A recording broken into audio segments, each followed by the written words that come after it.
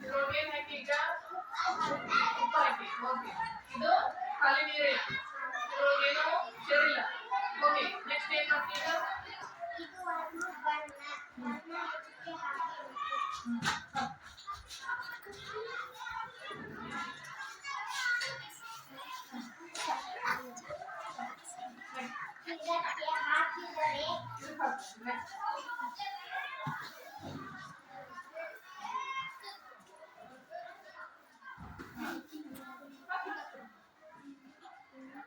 ನೋಡ್ರಿ ಏನ್ ಬದಲಾವಣೆಯನ್ನು ಗಮನಿಸ್ತಿದ್ದಾರೆ.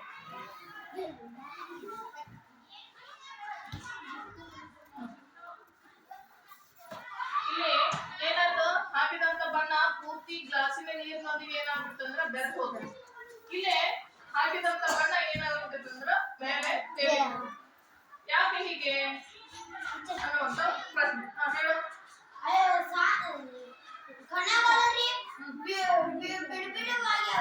ಯಾವ್ಲೇ ಒಂದೇ ಗ್ಲಾಸ್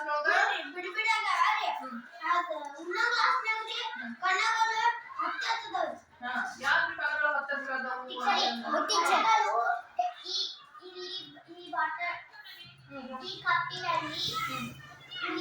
ನೀರು ದ್ರವ ಒಂದ್ ಸ್ವಲ್ಪ ಬಿಡಿ ಆಗಿದೆ. ದ್ರವದ ಕಣಗಳು ಏನಾಗಿತ್ತು? ಬಿಡಿ ಆಗಿತ್ತು. ಆ ಸ್ಥಳವನ್ನ ಇದು ಬಣ್ಣ ಏನ್ ಮಾಡ್ತಿತ್ತು? ಇನ್ನೊಂದು ಗ್ಲಾಸಿನಲ್ಲಿ ಉಪ್ಪು ಹಾಕಿದೆ. ಉಪ್ಪು ಆ ಗ್ಲಾಸನ್ನು ಆಕ್ರಮಿಸಿಕೊಂಡಿತ್ತು.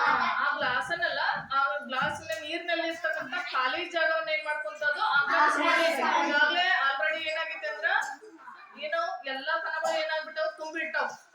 ಅದಕ್ಕ ಅಲ್ಲಿ ಒಳಗ್ ಹೋಗಾಕ ಯಾವ್ದಕ್ಕೆ ಜಾಗ ಇಲ್ಲ? ಈಗ ಜಾಗ ಇಲ್ಲ. ಅದಕ್ಕಾಗಿ ಏನಾಗುತ್ತೆ ಗೊತ್ತಾಯ್ತಲ್ಲ?